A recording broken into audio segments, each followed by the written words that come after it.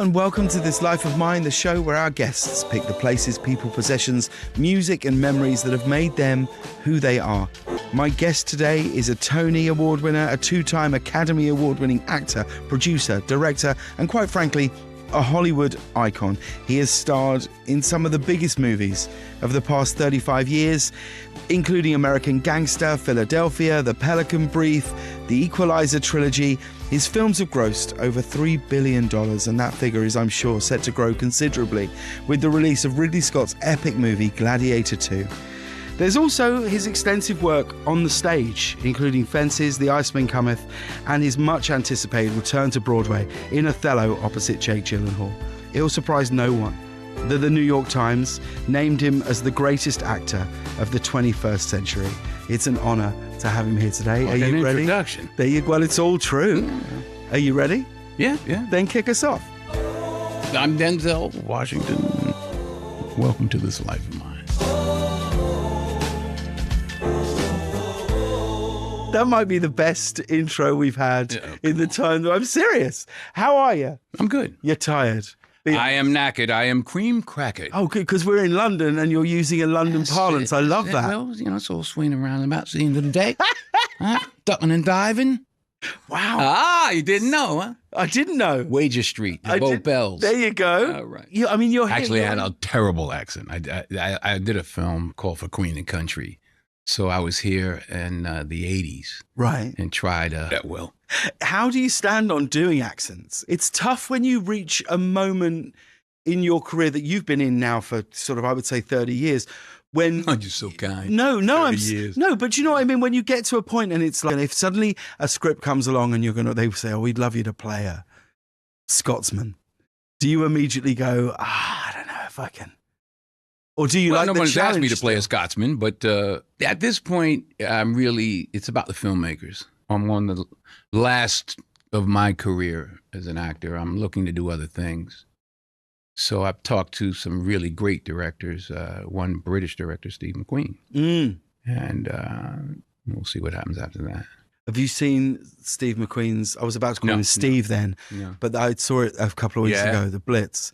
It's kind of magical, actually, because what's interesting about that film is if you grew up in Britain, you hear these stories of the Blitz all the time. And they are, without question, the stories of the Blitz are white stories. And he has framed this story in a way that I never experienced before. Okay. And that's the gift of a true great filmmaker. Like Ridley? Yeah, I would say. Wouldn't you? I mean, you've worked with him. Imagine if you said, absolutely. No, yes. He's atrocious. He's wonderful. Well, look, I'm so happy that you're here for a start. Truly, it's an absolute honor to meet you. Right? I like it. I'm excited All for right, this. then. I'm excited for this Steve McQueen. Don't do it, Steve. It was him. I didn't say a thing. We just talked. That's all. Each week on the show, we ask people to pick a person, a possession, a movie, a memory, and a piece of music. Let's start with your place. Okay. Tell us a place, and I know that there was many, many places you could choose. Tell us the place that you chose to talk about today. Well, I grew up in Mount Vernon, New York. I grew up literally across the street from the Bronx. So that's where I got my start. What is it about New York, do you think, that makes it continually resonate with people all the time? I don't know the difference. I mean, I was born and raised there, so that's just home for me. I didn't get to go to New York until, I remember it so vividly, I went to New York in 2001. Okay. And I felt like I'd been there. How old were you? I would have been, but I felt like I'd been there 50 times. Okay. Do you know what I mean? If you grow up, I grew up in a small town outside London, so you are fed these images of New York. And in a sense, if I'm honest, when I was flying there, I thought, there's no way this place can live up to what I imagine it's going to be. And it exceeded it. And then the two times that I was lucky enough to do plays on Broadway there, I was like, oh, this place is magic. So I did a play called The History Boys. Oh, yeah. Yeah, it was and then the second time was in 2012. I did a play called One Man, Two Governors at the Music Box. Okay. And I fell in love with the place. Every time I set foot in Manhattan, I just do that stupid thing of thinking, oh, I should just buy an apartment here. And then I go and look at the prices. And think, there's no way I can. But what is it about the beat and the heartbeat of the city that makes it resonate with you? It's my home. That's where I grew up. So it's not like I didn't have any of that, what you just talked about. Yeah. I grew up there. I got my freedom at 11 when I got a bike. Right. So when I got a bicycle, I was ready to roll. So by 13, I was rolling through the South Bronx. I was hitting 5 boroughs. When you were 14, was when you went to boarding school, right? 13. 13. 13 or 14. So what can you tell me a bit about that time? What was the reason for that? What happened Why'd in I your go life? to boarding school? Yeah. Because I would have been in the penitentiary otherwise. Really? Yeah, oh yeah. Yeah. My 3 best friends probably did 100 years between the 3 of them. Good 60 years, something like that. By the grace of God, I didn't do a day. Can you look, if you look back and think about that time, do you see like a real fork in the road of what your life could have been? Your mother did. My mother saw it. My mother saw it, what I couldn't see, and she was right. How much of a culture shock was it suddenly leaving the city? Like you say, you're riding around on your bike, leaving the city, and suddenly you're in upstate New York.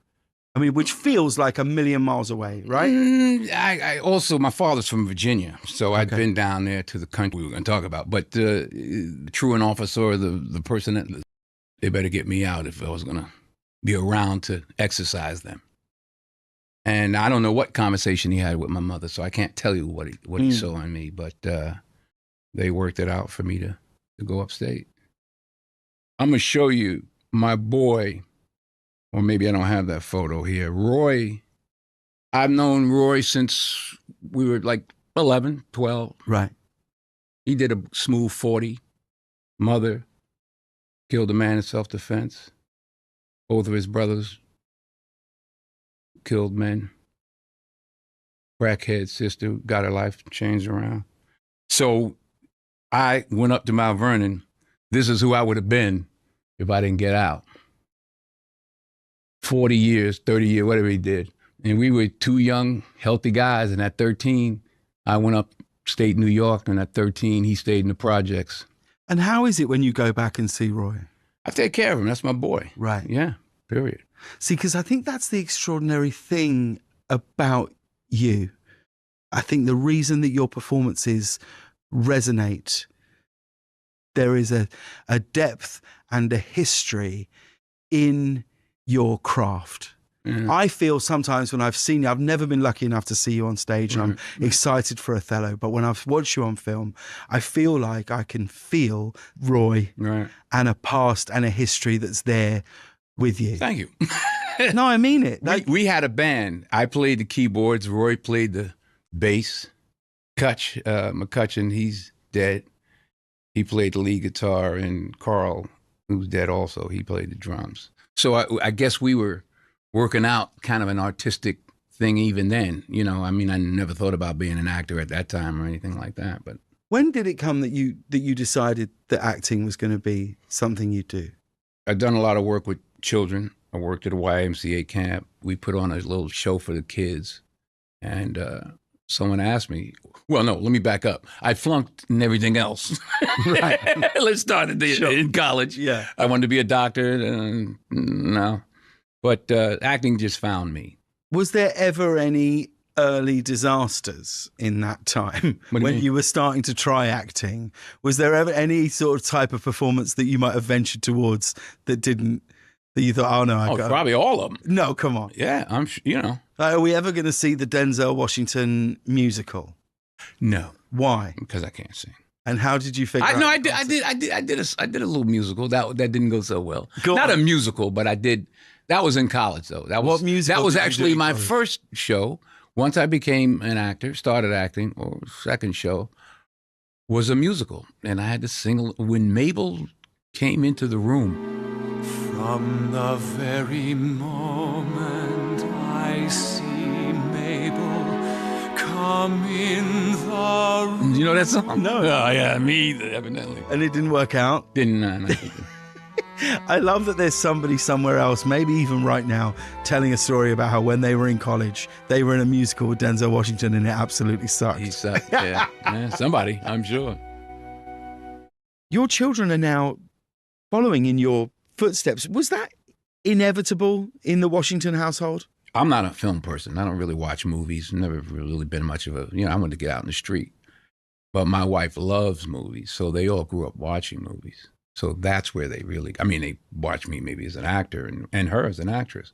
But they learned to love movies, I think, with Mom, just watching movies. That's very generous, but there must be a... No, that's a fact. That's not just generous. Now, they're a God-given ability. We're both, my wife was a child prodigy. Van Cliburn competitor, and she, masters in piano and all of that. So they got it on us from both sides. So when you say you don't watch films... I've never been a film person. I started in the theater. So the films I watched, and I think you want to talk about that later, were, Superfly, Shaft, when I was, whatever we went to go see. I thought I was going to be on Broadway and make $600 a week one day, and that would be it. And that was good enough. I do love your commitment to the stage. We're just trying to get better. When was the last time you were on stage? How are you feeling now? I'm assuming you're pretty close to starting rehearsals for Othello. Mm-hmm. How far out do you start thinking about the character? Because you've done Othello before, right? In college. Mm-hmm. Does it feel quite full circle to be coming back to Othello? That's exactly how it feels. I'm happy about that. Now he's placing it, Kenny Leon, the director, is placing it today, or he said the near future, or right now, or 5 minutes from now. So, yeah, it's going to be interesting. Because I think the stage really is the only true actor's medium. Right. I think like film is a director's medium, television is a writer's medium, and I think really a play is the only time you're like, and I'm going to tell a story from start to finish. That's the thing I love about it so much. But there's many people in your position don't come back to the stage. They don't come back to Broadway. I was that guy, but I couldn't go back because of the children. We were raising the kids. So once they got to a certain age, then I went back to Broadway in 2016 with Fences, but I did something before that. Fences is a piece of... Oh, no, that's right. I'm sorry. Fences was 2010. The movie was 16. Yes. So I went back in 2010. Well, I'm very glad that films aren't a big part of your life, but you have chosen one film, and you just mentioned it just then, that was important in your life. Tell us the film you've chosen. What, Shaft? Yeah. Well, because, my 4 best friends, that's where we were. 12, 13, whenever it came out. Going to the city to see it. We probably saw it on 42nd Street. We went downtown to see it, and hadn't seen anyone like that. Man that would risk his neck for his brother, man. Can you dig it? Those were heroes to us. Shaft, Superfly. It was like, in fact, one of the guys in the band, he used to call himself Priest. I think it was Priest. And he would start scratching Priest all over the walls and the elevator doors and stuff.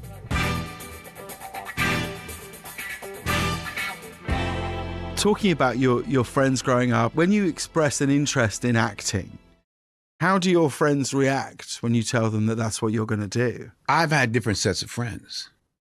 Once I went upstate to school, and really once I went to college, it was a different set of friends, from these guys. And then really once I started university, so I transferred from the Bronx campus to the Lincoln Center campus. So I was further away from the guys uptown. And in a whole new world. But you still have this incredible bond with these people when you go back to those parts of your life. What is their response to the fact that you're now a 2-time Academy Award winner? Well, first of all, half of them are dead, so there is no response. Sure. He's the only one of my closest friends that's still alive, and I just help him. It's not that kind of thing. That's not what I'm there for. You don't strike me just sitting here as someone who enjoys sort of a rear view mirror, looking back at what you've done, your incredible achievements, everything that's happened in your life. Would that be fair? I'm thankful for my God-given ability.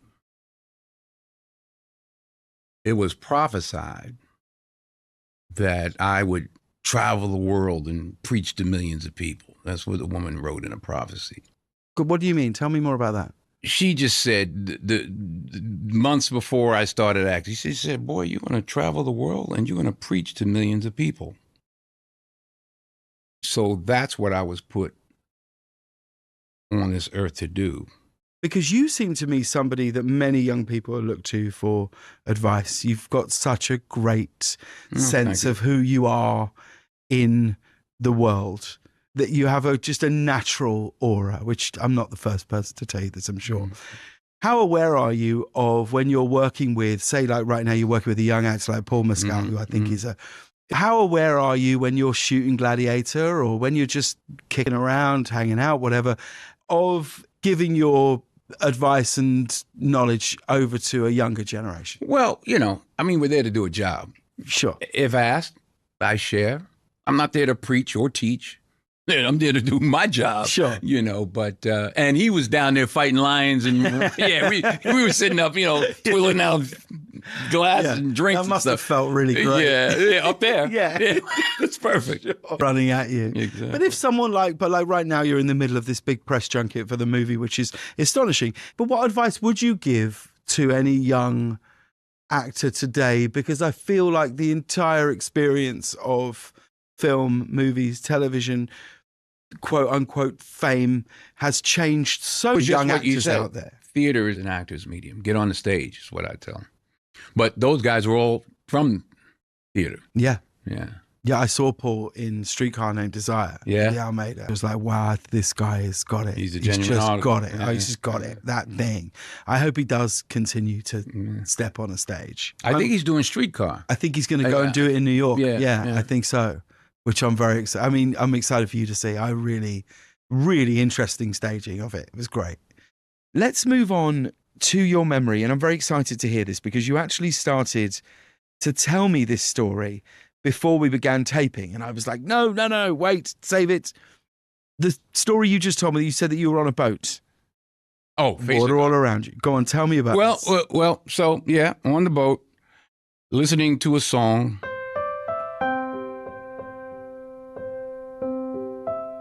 And the song was called The Face of God. You are the face of God. I hold you in my heart. And singing, I see the face of God, whatever. And I'm like, Lord, and I was in prayer. I just finished my prayer. And I said, Lord, everybody can see the face of God. I want to see your face. And as I was saying, I want to see your face, I heard, as clear as day, I heard, turn to your left. I turned to my left, and I picked up my phone, and I took the picture. This is what I saw. So for listeners, I'll just try and describe the photo to you. It's essentially the clouds have formed like a human face in the sky. And when I saw this, asking to see the face of God, I didn't then turn and search the skies, nor did I finish asking. While I was asking, I heard clear as day, turn to your left. God is good. God is great. The opposite of fear is faith. But it's difficult in these times to have faith. My dad was a musician in the Royal Air Force, saxophone player, clarinet player, flute player. And we always used to go to church every weekend.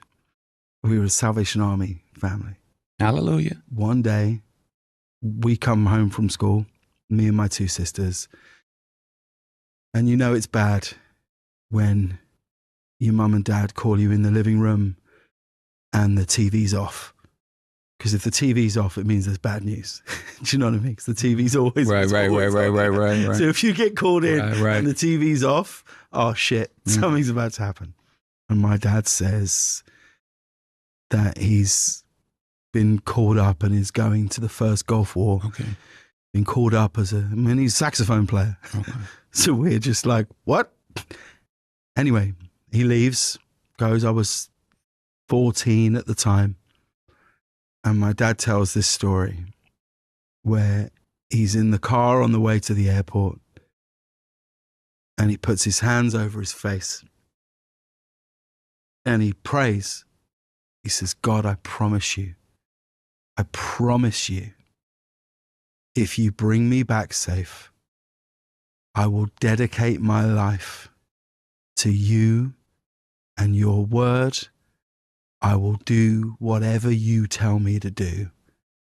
4.5 months later, Dad comes back. He'd been in the Air Force 26 years. And he decides, I think that's long enough. I'm done. He leaves and he gets a job selling insurance on the phone.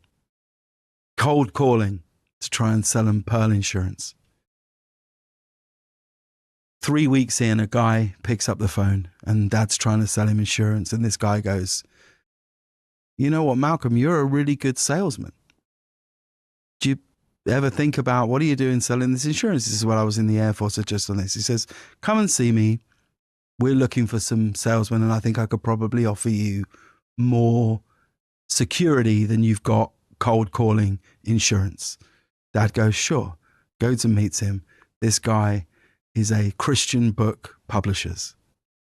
They sell Bibles, Christian books, cards, CDs, those fishes you see on the back of the car. And he spends the next 20 years selling the very word that he made this promise. Good person. Oh, yeah. Oh, my God. Great person. He's great.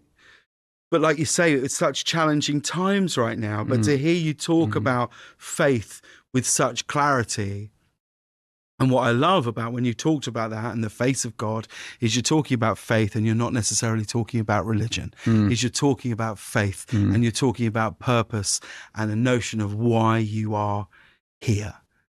And I'm interested, I suppose, to know how much of your life have you felt that in you? Has it been since the prophecy? When I was 5 or 4 or 3, I woke up and I thought it was my sister in front of the bed, but it looked like she had wings, and like I thought it was like a leopard suit or something. I don't know what it was, but I'm looking and it's looking at me. I thought it was my sister with wings. And I get up and I head toward the door just to open the door, let the light in. And the light came in and looked like the angel, as my mother told me, turned toward me and then it went away. So I asked my mother, I said, Ma, somebody's in my room, and I explained it. She said, oh, it's just your guardian angel. I went, yeah, all right, good night.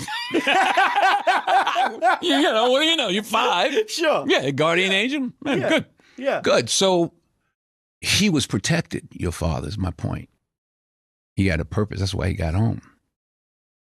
The promise was fulfilled because God had more important things for him to do. The reason I'm talking about retirement now as an actor is because God has more important things for me to do. I don't know when, but I'm grateful for opportunities like this because this is what it's really about. I hope to be the man your father is. If I play him that clip, his head I will mean get it. so big. I mean, well, yeah. Yeah. All right, well, slow down. He'll Slow- all right. just- You ain't sold as that'll many be books it. as me, Dad.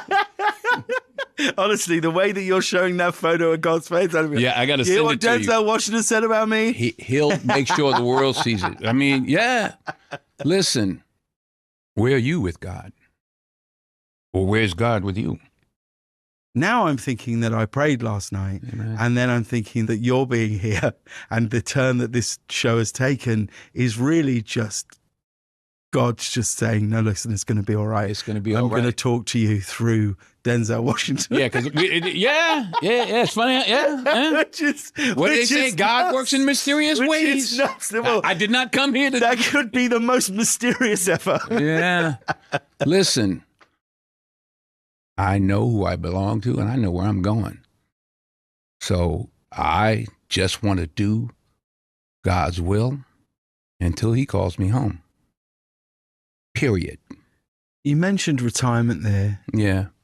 How much of your time right now is thinking about, well, I want to, like you said at the start of the show, there's a few directors that you're looking at, and I'd love to perhaps help them tell stories. There's obviously your upcoming show on Broadway.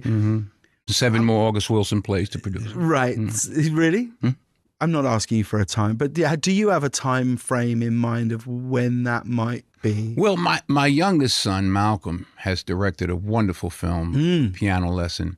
Which is an entire family affair. Yeah. His sister produced, brother starred. So I'm already, they're already pushing me to the back of the bus. And I'm fine with that. Sure. I mean, it's their, it's their turn. It's their time. Look, I'll be 70 in December. Shit, you look good. Yeah, well, black don't crack. That's what they used to say, black don't crack. But I'll be 70, and I don't know.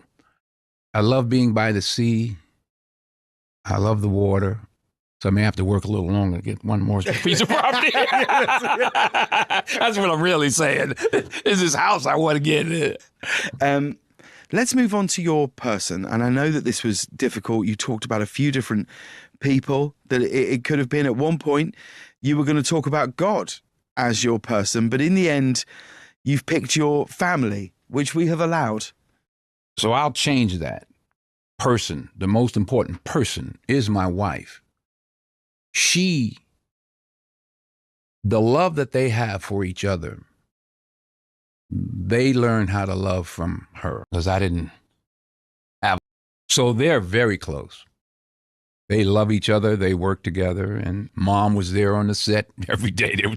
Malcolm was ready to send her home. But we were shooting for about 2 weeks or 3 weeks. And I told Todd, my producing partner, I said, it's nothing for me to do around. I'm going home. Mm-hmm. He's got it. He's going. Malcolm, my youngest son, is very talented, very smart, UPenn graduate, Film Institute, directing.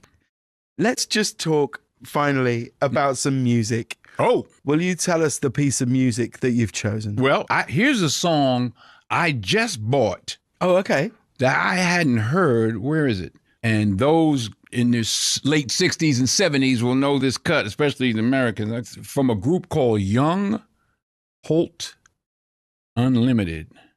And it's called Soulful Strut. Soulful Strut. This is probably 1968. Oh, yeah. This is just great. Young Holt Unlimited. Oh, you know this. Go ahead. Yes, of course. No, okay. Just wait. How old are you? 45. How do you know this? Because I know music. Go ahead. It's one of the greatest. All right.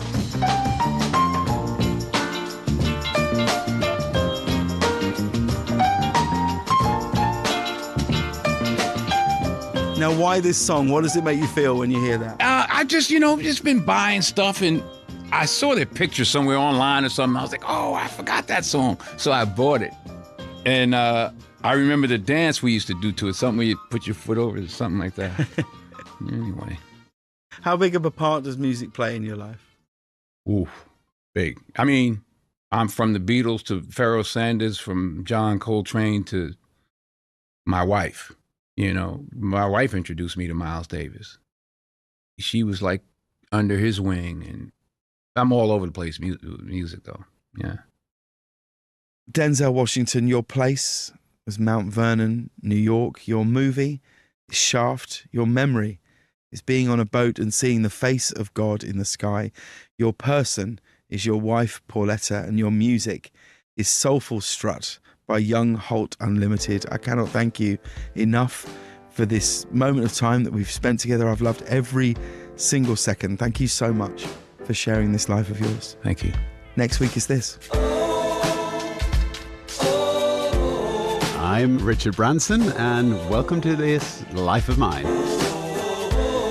A young boy brought a tape along, and I took it to a whole lot of different record companies. None of them wanted to release it. So I just thought, screw it, let's try to start a record company. If something hasn't been achieved before, like being the fastest across the Atlantic in a boat or flying around the world in a hot air balloon or going to space or whatever. I'm going to leap in and say, yeah, I'd love to have the experience. The Chinese told us if we came out through the far end of the Himalayas, they would shoot us down. So this message comes through your It comes by radio? Yeah, fax machines. Hang on, they fax you in the balloon? In the balloon, yeah. You've got a fax machine in the balloon. One side note about the fax machine is when we took off, we realised we'd forgotten to bring the was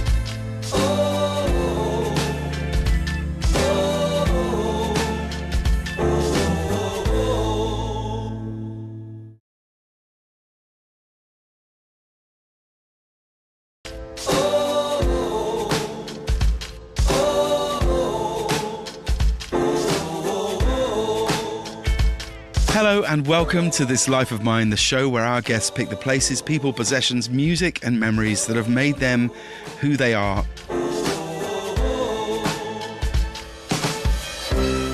My guest today is a 5-time Grammy Award-winning singer-songwriter. He's become synonymous with that best-selling albums of the 21st century. He's had an extraordinary life and has carved a path that is very much his own, and one that few would have seen coming for someone whose first career, I found out, was as a commercial fisherman. I'm so excited to talk about what he's chosen for today's show. Are you ready? I'm ready. Well, then take us away. I'm Michael Bublé. Welcome to This Life of Mine.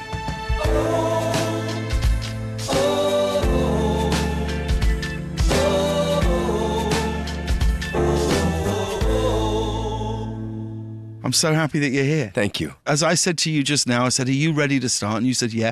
And I did a little cough. I did like a and you started a little sort of vocal warm-up. Did I get a little glance at what Michael Bublé's vocal warm-up is like? No, I was mocking you. Oh, you were mocking me? Go on. I heard you coughing and I was like, hamburger. Oh, I thought you went, oh. I actually do though, that James. is- My Go on. wife hates it, especially on tour. I go like this. Hee, hee, hee. I need to know if I have the head voice. Hee. I do it a lot. When do you start your warm-up time-wise before you go on? I don't usually. You don't warm up your voice? I do not do warm up, no. So you just sort of do it throughout the day? No, I have no discipline. No, come on. I have treated my voice terribly. No vocal exercises or warm-ups. Never. Never. And I know I need to. I should. Sometimes I do like a kind of thing, but, Sure. but no. I remember when I saw you at the O2 Arena in London, which is sort of the biggest arena in Britain, which is, sort of 16,000 people. You were playing multiple nights there. And anyone who's seen you live will have seen you do this thing that you do, which is an amazing thing. Towards the end of the show, Sure. you'll drop the mic Yeah. and you'll ask everyone to be quiet and you'll just sing in your voice. And wherever you are in that room, you can hear you clear as a bell. Yeah. Let's say you're in, I don't know, Radio City. That's one thing. That's Sure. what, 5,000 people? Yeah. Maybe you're in the Albert Hall. Another thing. In an arena like that, do you ever worry when you're doing that people might not be able to hear you? That's a really great question. I think I'm just hoping they would. I think. You know what's funny? It started, I was in LA doing a showcase 20 years ago at a place called Feinstein's.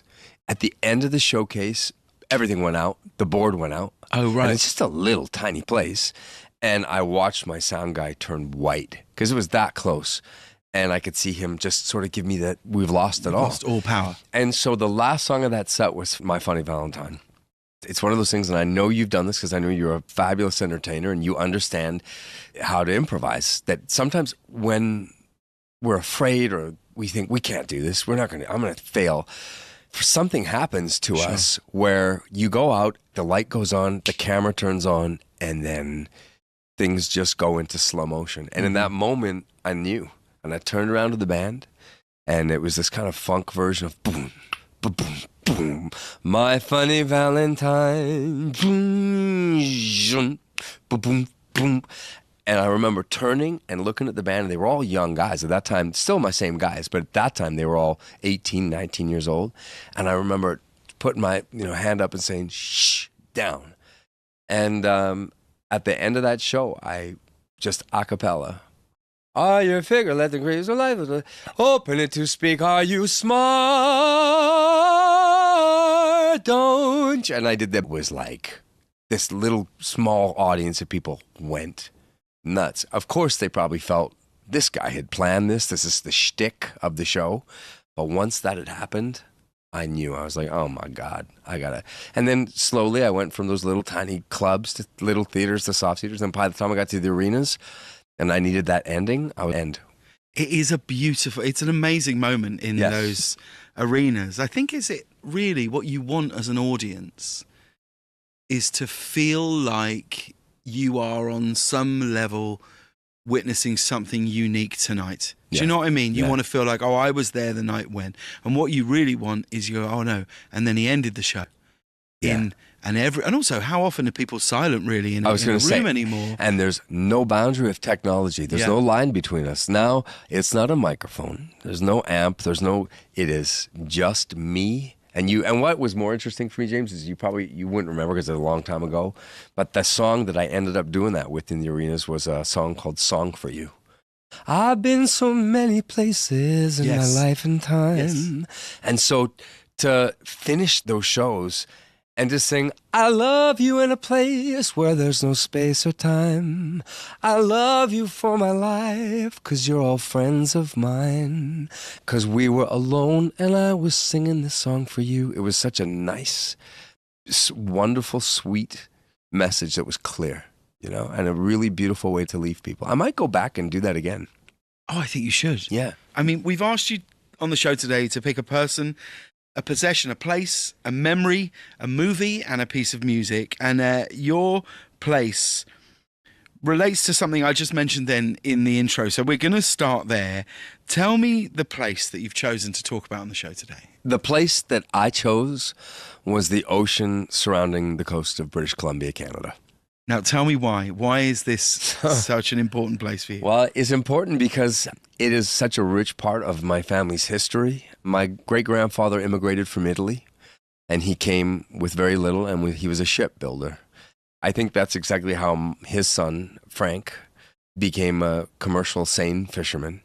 So he had become captains of these seine vessels. They're called purse seiners. And he ran a ship called the East Point. And they called him the General. And he was a no-nonsense guy. Couldn't swim, which is crazy to me. Wow, that's a bold job to take if you can't swim. A bold job to take if you couldn't swim. But he was a great leader, a great sense of humor. He had a really amazing laugh. And he had 2 sons and a daughter. He had my father, Louis, and his brother, Frankie Jr., and Lisa, my auntie. Dad and Frankie would go on to become captains of the second generation of seine fishermen. And so by the time I turned 13, I became a half crewman, which means that I would go out for the summers and I would get 13. 13, yeah. And I would get paid half the money, but to do half the job basically because I was too young. But it would change my whole life. It would change everything. It made me who I was. For anyone listening, describe that stretch of the Pacific that you're talking about. Beautiful, serene sometimes, treacherous others. What was the scariest moment you had? Oh, man, there's a million of them, man. There's, you know what? I remember a vessel, a big seine boat, had flipped. There's this body of water where the tide is so strong that if you sort of tilted the wrong way or you went at the wrong time, you could go over. And so it was really crazy. I remember it was traumatic for me because their family were waiting on the other side. Oh, my God. And then we went and searched for them. All that was left was sort of I just remember and stuff and feeling sick to my stomach. And so it was a massive learning curve just as a human being because, you come from high school. Yeah. Where you treat, then all of a sudden you're with adults. And it doesn't work like that with adults. There's common respect in the adult world. We've had the life experience of knowing that this is how we should treat each other, and especially in a really tight environment where we're relying on each other. We need to have respect, we need to have trust, we need to build all those things. And so for me, when I talk about why this place was the most exciting and the most important for me, because fundamentally it made me who I am. I learned how to treat people. I learned how I wanted to be treated. When I turned 20 in 1920, I was singing in nightclubs, and I would go in the nightclubs in the winter, and then I would go back fishing. And then I would go back and I'd do the clubs. And one summer, my mom said to me, I think you're a singer now. I don't think you should go back on the boat. I think you should this summer stay and just go hard and play the clubs and do the things that you should do. But I can't lie, James. By the time I got my break, which was at 27, I was the guy I was going to be. And I knew this is so much easier and better than being out than there. Being out there, and I was like, and so to this day, I'm like, I'll show up to do a thing with other artists, and they're like, this press junket is so hard. And I'm like, oh my God. You don't know. Yeah. I'm like, this is not very hard. This feels very easy compared to jellyfish in the eye and so many other things. Many other things. Yeah. I really think that that's the most important thing you can kind of have in this industry that we both work in is the ability to try and somehow Google Earth yourself and your problems. You know what I mean? Like, my sister works in social care and represents children in court. So if I ever think I've had a bad day, I'll call her and I'll go, shut up. And just by the shut way, up. and fame, it can almost flash freeze your growth. My theory on fame is, I don't care what anybody says. The first weekend that you're famous, on whatever level, is the best weekend of your life, right? Yeah. What you're more often than not doing is you're going to the same places you've always been because you're in that first flush. And suddenly it's your birthday. People want to talk to you who didn't want to talk to you before. They want to be around you who didn't want to be around you before. They are more attracted to you than they were ever attracted to you in that way before. And I think the thing with fame, and the reason you think, you're kind of stunted and frozen there, I think it's that on some level, unless you really do the work on yourself, you on some level spend the rest of your life searching for the feeling of that weekend. That's an interesting You're searching for that feeling. That's interesting. That's a really cool thing. I never thought about it like that. Let's stay. You just mentioned someone that we're going to talk about a lot on the show. Let's move on to your person. That I wanted to talk about was my father. Can I tell you how glad I am that you chose your father and not mine? I know. It was hard though. It was a real A-B thing between Malcolm and Lewis. I did wonder, because for listeners who don't know this, Michael has an extraordinary relationship with my dad. Yep. Ever since we did carpool karaoke. Totally. And my dad got in the back of the car and played saxophone. Yeah. And can I tell you, I don't think I've ever said this to you properly. Your relationship with my dad, which is, on text and all those things, means so much to him and me. Same. Like, no. Because you said in that carpool, because Dad was playing sax, and you said to him, "Oh, Malcolm, that was great. You should come on stage with me one day," in the way that lots of people do. Yeah. Sure enough, a few months later, my dad is, and that, I can tell you, that night that he had and he went on stage with you, he will never forget that as long as he lives. And I want to thank you for being so great to him. That was so cute, seeing your family bopping around and dancing. And, your dad, as you know, is a special cat. Let's talk about your dad. Tell me why your father's the person you've chosen to talk about. Through my life, over and over again, the older I've gotten, I've realized that all the things that used to cringe me out when, my mother or my friends or my wife would say, "Oh my God, you're your dad, you're becoming Lewis." And I would go like, "No, I'm not. I love my dad, but no, I'm not. I'm so different. I'm so edgy." And the older I got, the more I realized that there could be no greater compliment from anyone in the universe than to tell me that I was becoming like my dad. Because my dad is and has always been a gentleman. Gentleman, but a gentle man. Right. Humble, leads with joy and light and empathy and goodness, realizes that his legacy will be the way he makes people feel.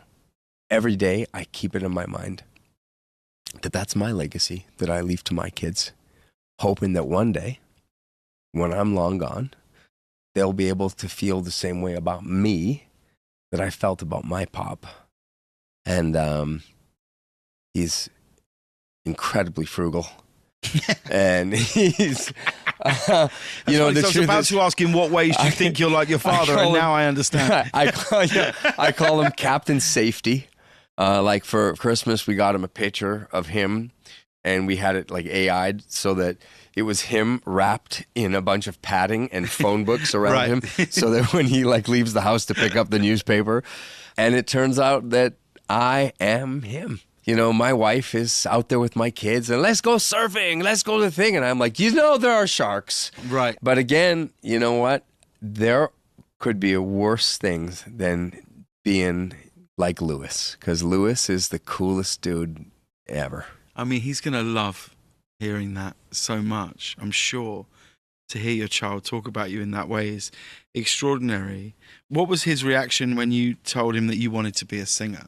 Full on support. Really? Yeah, I mean, listen, I sang a lot, so on the boat, it wasn't a secret. You know, when I lost and I had to wash the dishes for the crew, or, you know, I would have Van Morrison. I love Van Morrison so much. I would have Van Morrison playing at Ella and Louie, and I would have Bobby Darin and Dean, and, you know, not even just singing. I bet you did this too. I should ask you.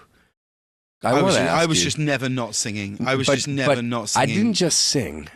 I fantasized. Oh, yeah. Like, everything was me pretending and fantasizing Yeah. and envisioning myself Sure. doing this for an, you know, Those fish were, for all they knew, a stadium full of... I think I willed this shit. Like, it was me just. But there's and he also was that great with notion, there's that Malcolm Gladwell thing, that 10,000 hours. You doing that, you're 10,000 hours. Yeah. You're going